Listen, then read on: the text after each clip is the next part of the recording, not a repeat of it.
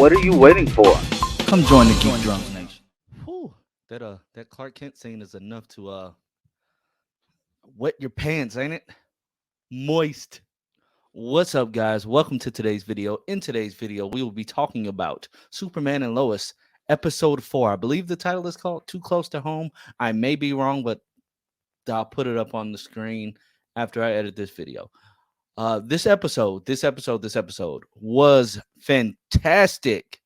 It was fantastic today. But anyway, if you are new here, hit that subscribe button, hit the alert bell so you never miss another video. If you are a subscriber, I don't think you guys have the alert bell turned on because I post regularly and you guys are missing. You are missing out on some great quality content.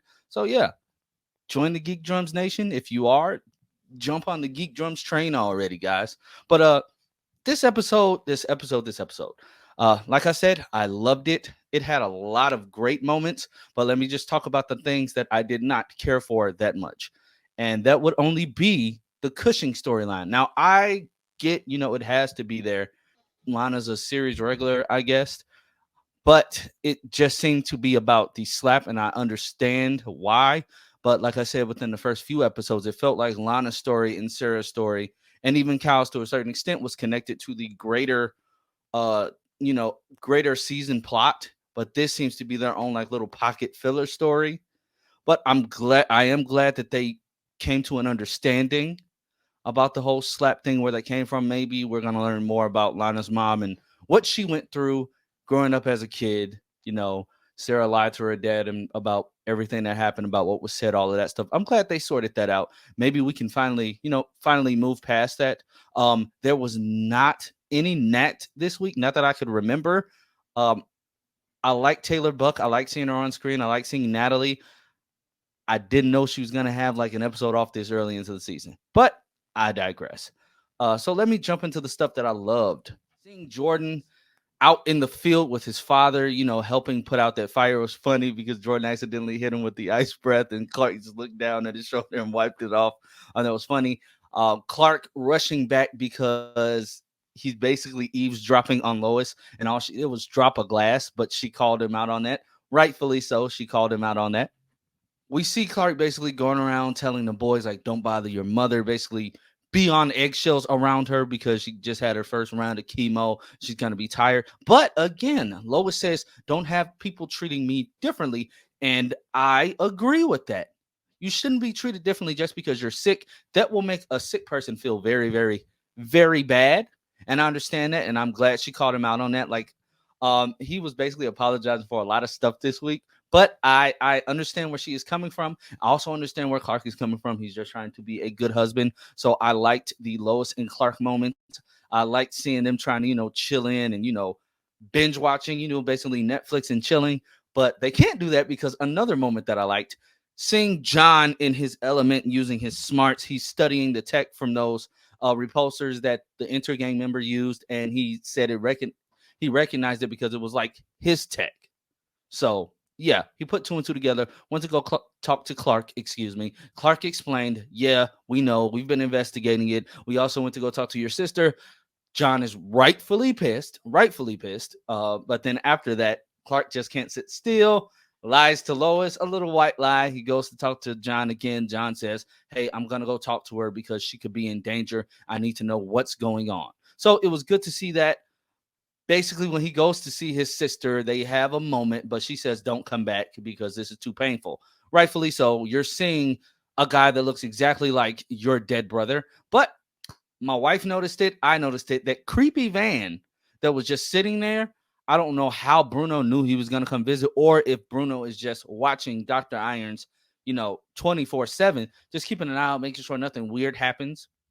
Bruno's people pull up on John, say, get in the car. And the scene between John Henry Irons and Bruno, these two in a scene together is what I've been waiting for. I don't know why Bruno thought John was going to be a little punk. John's not a punk. Tried to threaten him, showed him all the photos he was taking. Whoever Bruno's photographer is, hey, thumbs up, bro. You take wonderful pictures. You quick with it. You quick getting them developed and everything. But he shows in the pictures, shows that he does have the sister held captive. So John pushes his way through, jumps out the window in an amazing scene. The cinematography looked great. They didn't cut any corners with this scene. He jumps into the suit. He finds the sister. I found it kind of cheesy how they waited to the last minute for him to defuse the bomb, which was, his design from this earth. And it was just the fingers to defuse it. He saved them, but then he rushes back.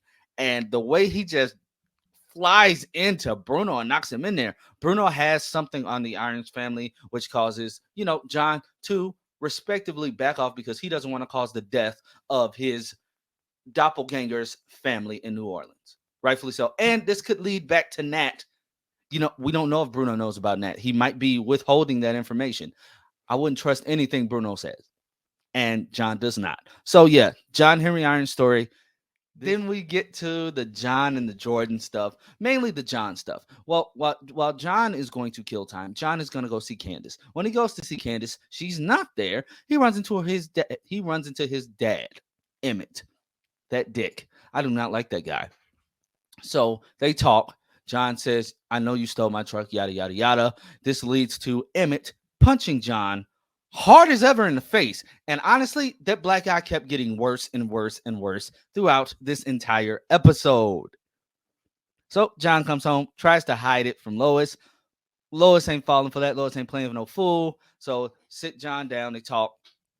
Clark gets called away to the DOD by General Lane. And Jordan and John come clean to Lois about the whole truck thing and everything that happened with that. They come clean, but then they go talk to Emmett at his house. Emmett threatens John again and pulls the gun on Lois. Ain't having that either.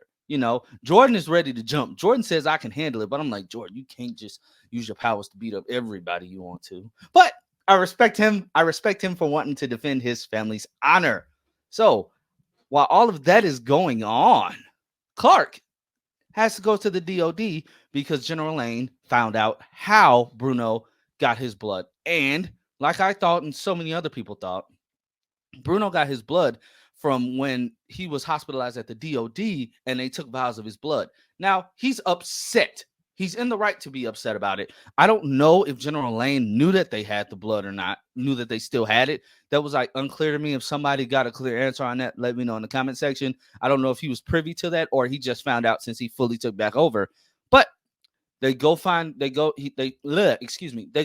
rest of the blood. He incinerates the blood with a straight face and says thank you and walks out. Hopefully Clark gets back to the house.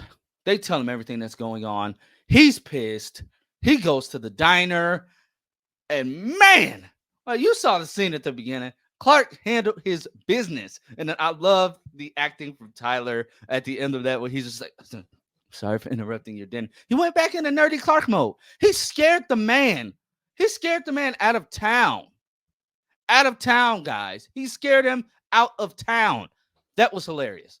That was hilarious. He scared the man out of town. So he brings Candace back to the house. Candace is, upset about what happened. She apologizes for it, apologizing for her dad. They invite her to live at the house. Of course, I'm sure she'll pull her own weight. Have to see where this goes. Have to see if they do any, CWS teen drama hijinks with her living with her boyfriend. See what happens with that and see how they navigate the whole superhero thing with Candace now living in the house. This should be an interesting story beat.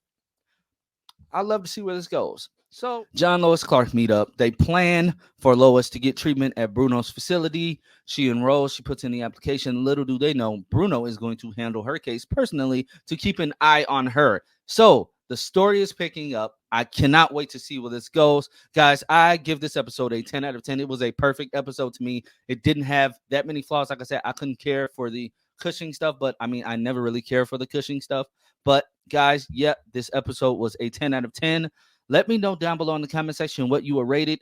If you love this episode, if you didn't love this episode, let me know down below. Let's have a conversation about it. Guys, like I said, if you are not subscribed, please do hit the subscribe button. And I will catch you later in my Flash review that will be posted tomorrow and my Gotham Knights review that will be posted on Friday.